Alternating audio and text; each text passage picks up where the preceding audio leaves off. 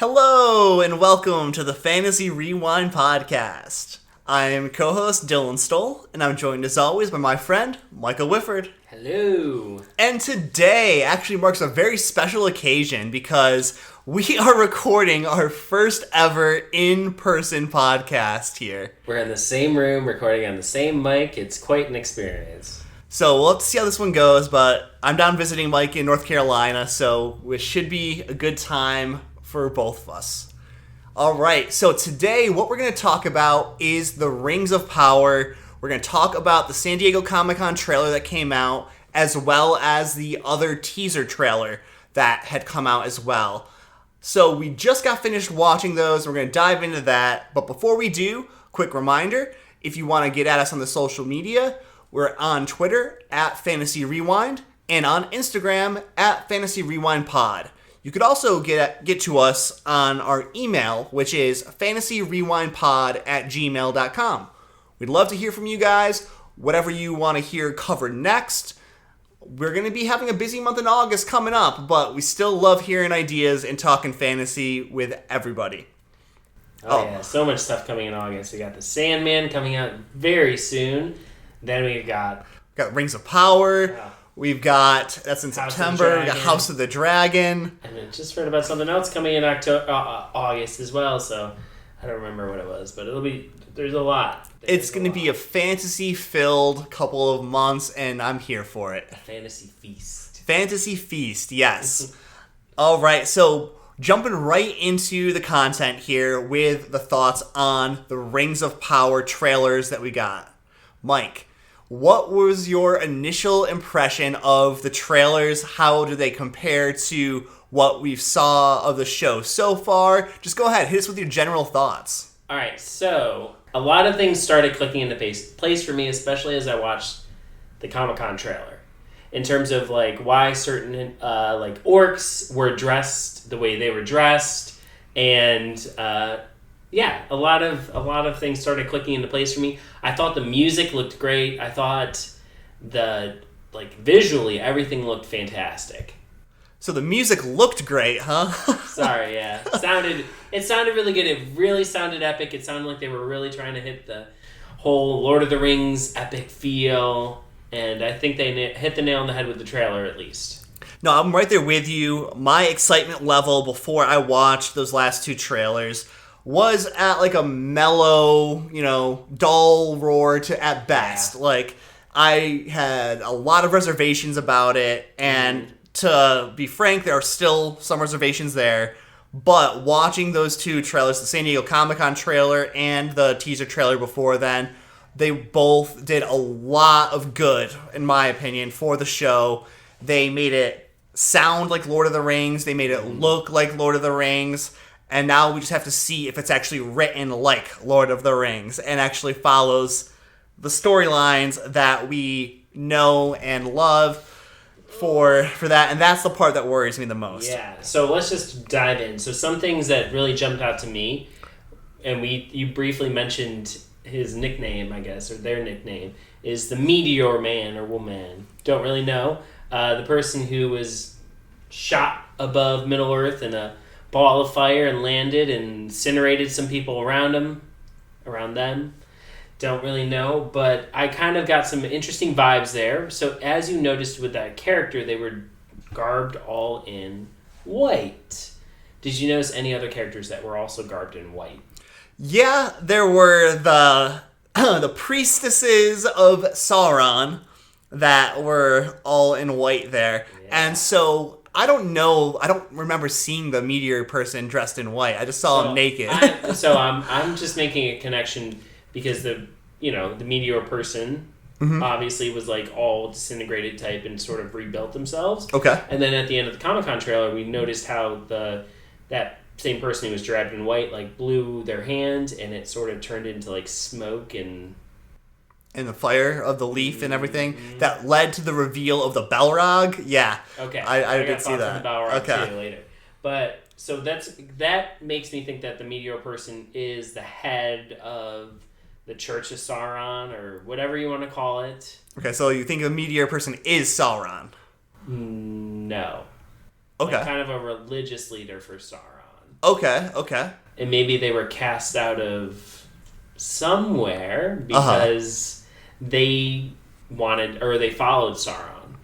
Yeah, I'm really still stuck on not knowing what to quite think on the Meteor Man, Meteor Person, because this is an entirely new for the show character.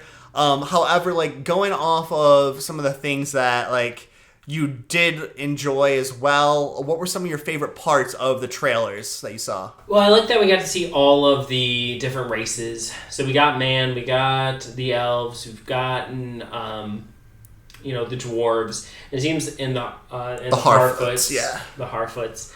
And it seems like we're really going to be getting kind of conflicts between all of them. I'm sure like a little ragtag group from each is going to end up getting together, and they'll be the main group at some point, probably. Have like a mini fellowship? Yeah. Probably. That's just too good to pass up. Maybe we'll get it, maybe we won't. But I like that we got kind of a little taste of the conflicts that are sort of going to be hitting each of them. With the dwarves, with some kind of, shadow or whatever the king is worried about there, which, is going to end up being the Balrog. I really think that what they're going to do with the dwarves is they're going to explain why Moria, like that whole process of Moria becoming... Like the fall of Moria. Yeah, pretty much. Because that makes too much sense. Yeah. One, you're connecting it to the movies, and yes, maybe that doesn't line up timeline-wise with, the time it is in where it should be. Whatever. Anyway, you know what I'm saying. Yeah. It's just... I think they were definitely going to go for that. I mean, showing the Balrog at the end of the trailer, come on now. Like, that to me is just, it's, along with the king saying something about Shadow, I would have to rewatch it again to get his full thing, but he seemed to worry about that. We're going to get buried under the mountain. Oh, it's all foreshadowing. Of what's literally going to happen, yeah. What was interesting to me, though, too, about the Balrog, and staying there for a second, was the design of the Balrog. It is the exact same as the movies 100%. That we've seen. And the fact that these are not done by the same studios, these aren't technically linked, it's very interesting that it's the same design. I'm really glad it is. I like that design, the Balrog, but... Had to pay him. Oh, yeah. That's a good point, actually. Probably had to, right? Yeah. It's going to be... just continuing on there for just a moment, though, it's really neat that we also saw some little teasers of other creatures and things in Middle-earth. So, for instance, the elf, I don't know any of their names yet. We don't know any of their names yet. And I'm sure maybe if we looked it up, we could find them.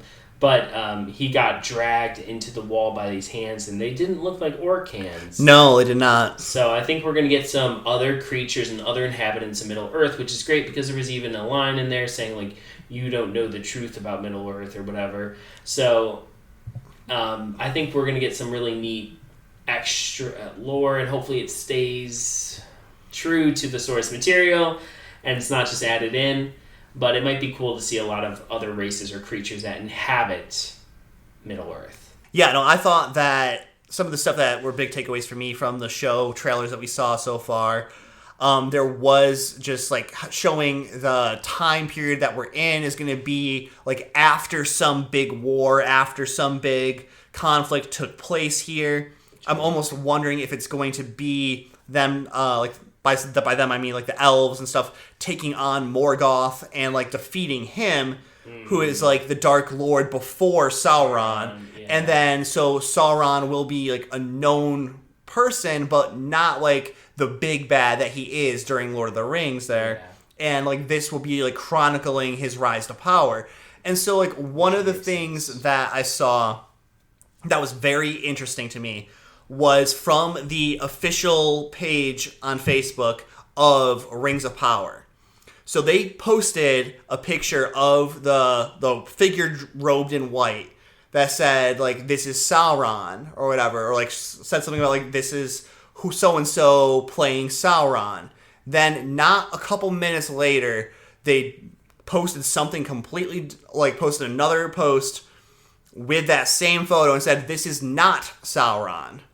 And so it almost makes me wonder, like, because Sauron at this time has the shape-shifting ability where he can transform into pretty much whatever he wants to be. And so one of the like forms of Sauron that's most well known, and the one that was involved with the forging of the Rings of Power, was his Anatar form, which is like his bringer of gifts form, which he used to like seduce the Númenóreans and get in with Celebrimbor, who is the forger of the Rings of Power for like the elves and the men and dwarves and everything. So I'm interested to see like if who we saw was actually like Sauron in a form. Mm-hmm. But we also have to remember that this is going to be a multi-season show, and I don't know if they're going to show Sauron like right off the bat in season 1. They might make you like earn the reveal of, oh, this character was secretly Sauron because, shape-shifting and everything, and go from there. But I'm obviously going to be like on the lookout for characters doing shady dealings and seeing what it might be.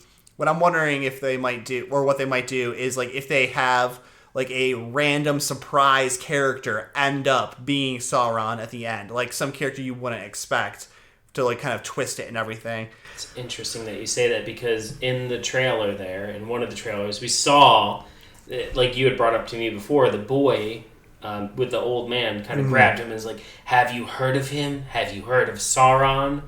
And then the boy later on, you see picking up the hilt of this black... Of like a Morgul blade, almost. A Morgul blade, almost. Yeah. And it's like, where did he get that from? Right. Is this yours, or what are you doing, little man? So a lot of neat things there. Did you see the giant elf? Or not the giant the giant elf. Did you see the giant eagle? I did see the giant eagle like flying in the background there. Something else I did see is in the main trailer for the San Diego Comic-Con there, the group of men that were going in and like, the ice block kind of blows up and like it's thrown at them. Mm-hmm. That's going to be, I think, that cave troll that we saw earlier on in the promo images of like the creatures of the Rings of Power and everything like that. Yeah, that sounds... I think that the little like water beast that we saw is going to end up being, or playing a role with Galadriel ending up on the one guy's boat from earlier in the promo images as well, where like, in the trailer here, she's swimming for her life away from this creature, like towards whatever you don't see. I'm betting it's that guy's raft. I also would not be surprised if like we see some more of like the flashback stuff earlier on in the series, like the first episode or two, like kind of setting that stage for some of the events they're not going to actually film, but like the destruction, the battles that you saw Galadriel see when she looks into the Palantir. I feel like she will probably like see that kind of stuff happening towards the beginning of the show to kind of set her on her quest, whatever that might be, which seems to be like alerting people to like a rising darkness that not everyone agrees upon is there. Yes, or believes. Yes, you're right. And especially with the elves. And that's going to be an interesting kind of conflict where you have Elrond. Yeah. Just like, hey, retire. You're good, girl. And she's like, no, I don't think so. So I'm excited. I'm excited for the show. I was a little worried about it for a minute there, but these trailers have definitely gotten me feeling pretty good about it.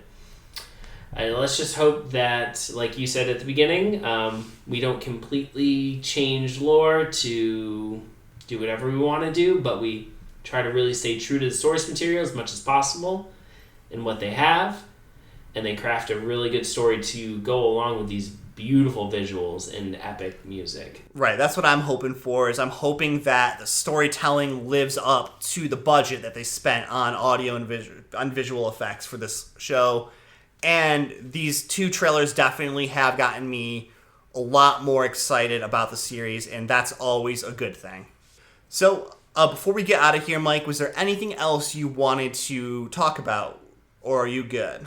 I think the only thing I'd want to add on is that Wheel of Time, even though they had said before that it had gotten greenlit, it is official. They are doing season 3. And I think I read somewhere that Rafi is writing it, or in the process of writing it right now. So, all right. Well, we can just hope for Hope for good things. All right, with all of that, this is Two Nerds signing off. Goodbye. Bye.